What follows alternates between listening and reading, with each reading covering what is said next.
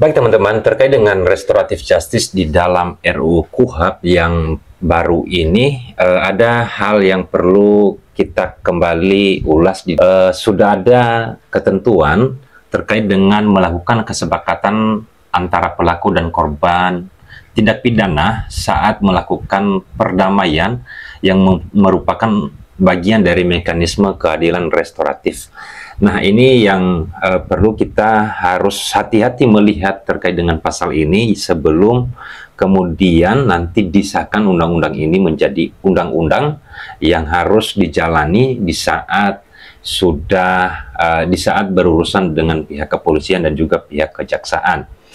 Yang pertama yang perlu saya sampaikan adalah terkait dengan restoratif justice ini adalah harus diingat bahwa merupakan cara untuk memulihkan keadaan atau cara untuk kembali normal keadaan yang sudah terjadi melalui cara memberikan ganti rugi kepada korban, kemudian memenuhi syarat sebagaimana peraturan perundang-undangan yang berlaku.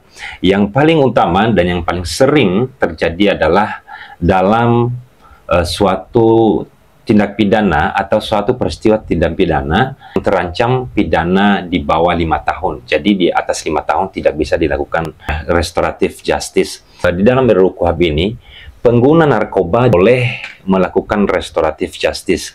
Cuman yang menjadi pertanyaannya, ketika pengguna narkoba di restoratif justice, artinya ada penangkapan, ada penahanan. Nah, ini yang perlu dikoreksi. Karena harusnya tidak perlu lagi dilakukan penahanan oleh pihak kepolisian, tidak perlu lagi dilakukan penangkapan. Nanti memang selama ini yang menjadi alasannya adalah perlu dilakukan tes urin. Nah, oke, kalau memang perlu dilakukan tes urin, tidak boleh dilakukan penahanan 1 kali 24 jam. Nah, ini yang perlu diingat.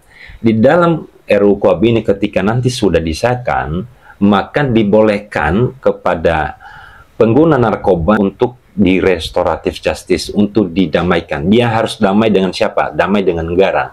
Agar rawan adanya pemerasan, adanya permintaan sesuatu kepada pengguna narkoba ini yang kemudian nanti berujungnya harus dibayar. Nah, ini juga harus diingat. Karena kenapa? Sebenarnya di dalam pasal 54 Undang-Undang Narkoba, yaitu Undang-Undang Nomor 35 tahun 2009, bahwa menyebutkan bahwa pecandu narkotika dan korban penyalahgunaan narkotika wajib menjalani rehabilitasi medis dan rehabilitasi sosial.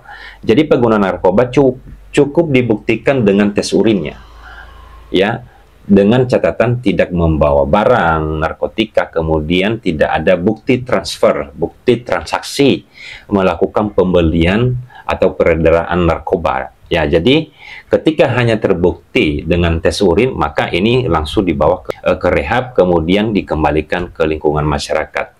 Nah, ketika di sini di RUU KUHP kemudian diberikan satu persyaratan ketika sudah ditahan, kemudian dilakukan restoratif justice, dia berdamai dengan siapa? Dia harus damai dengan negara, gitu, dan harus bayar gitu ke negara. Nah, ini perlu dihapus juga di dalam RUU KUHP. Di dalam pasal 78 ini mengatakan bahwa pelaku dan korban dapat melakukan kesepakatan untuk menyelesaikan perkara di luar pengadilan di hadapan penyelidik atau penyidik. Itu sudah benar memang di luar pengadilan. Tetapi kalau dilakukan kesepakatan di depan penyelidik atau penyidik, kalau contohnya ini masyarakat nih, ya udah kamu harus damai aja, bayar segini. Ya, itu seandainya ya kan kita ada dugaan. Kemudian kalau tidak ada kemudian kesepakatan karena mungkin nggak berkenan di hati oknum penyelidik atau oknum penyidik, ya sudah, yang seharusnya pelaku korban tadi mau damai ya nggak damai, kan begitu. Nah, ini perlu juga diubah atau perlu direvisi terkait pasal ini, ya, pasal 78 ini.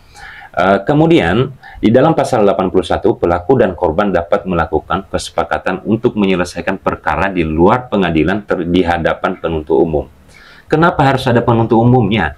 Kenapa tidak ada pihak lain yang melakukan pengawasan? Nah, harusnya yang melakukan perdamaian ini adalah ada pihak lain yang mendamaikan antar korban dan pelaku. Karena selama ini kita tahu bahwa ketika masyarakat berhadapan dengan pihak kepolisian, berhadapan dengan pihak kejaksaan, yang terjadi apa? Ketakutan. Yang tadinya tidak sanggup bayar, kemudian dia paksa bayar. Yang tadinya sanggup bayar karena diintervensi oleh oknum-oknum, sehingga dia paksa diri gitu ya. Jadi ini perlu diperhatikan di dalam pasal 81, kemudian di dalam pasal 78 RUU KUHP ini, yang kemudian menurut saya juga harusnya tidak harus di depan penyidik penyelidik atau penuntut umum dilakukan namanya kesepakatan ya. Jadi cukup ada pihak lain yang mendamaikan pelaku dan korban ini ketika melakukan perdamaian, yang pada umumnya seperti di pengadilan, ruang khusus untuk dilakukan mediasi, yang kemudian selama ini yang berjalan adalah di mediasi oleh mediator. Nah, mediator ini yang sebelumnya karena tidak banyak yang sudah sertifikasi Mahkamah Agung mediator, maka dilakukan oleh hakim mediator. Tetapi sekarang karena sudah ada lembaga-lembaga yang terdaftar di Mahkamah Agung, sehingga selama ini yang berjalan efektif dalam melakukan mediasi adalah dibantu oleh mediator non-hakim. Jadi di setiap pengadilan di seluruh Indonesia sekarang adalah yang banyak adalah mediator non-hakim, sehingga sangat efektif, tidak mengganggu hakim yang selama ini membantu untuk memediasi suatu perkara antara penggugat dan tergugat. Nah, sangat efektifnya dan lebih bagusnya adalah yang melakukan mediasi dan kesepakatan antara pelaku dan korban ini adalah ada pihak lain juga, mungkin seperti mediator. Kenapa? Karena perlu juga diperhatikan draft bunyi dari sebuah kesepakatan. Ketika sudah dilakukan kesepakatan perdamaian, maka setelah diketahui dia akan dilakukan penghentian oleh penyidik, maka permohonan tersebut dibawa ke pengadilan, diajukan permohonan ke pengadilan oleh pihak penyidik untuk dikeluarkan namanya penetapan pengadilan. Jadi tidak begitu aja sudah dilakukan perdamaian ya selesai, tidak. Ini hal-hal yang perlu kita perhatikan di dalam RUU KUHP ini. Silakan berikan komentarnya di bawah kolom komentar teman-teman jika hal ini merasa bahwa ada benar, dan jika merasa ada masukan lain silakan dimasukkan di dalam kolom komentar. Terima kasih dan sampai jumpa lagi pada video berikutnya.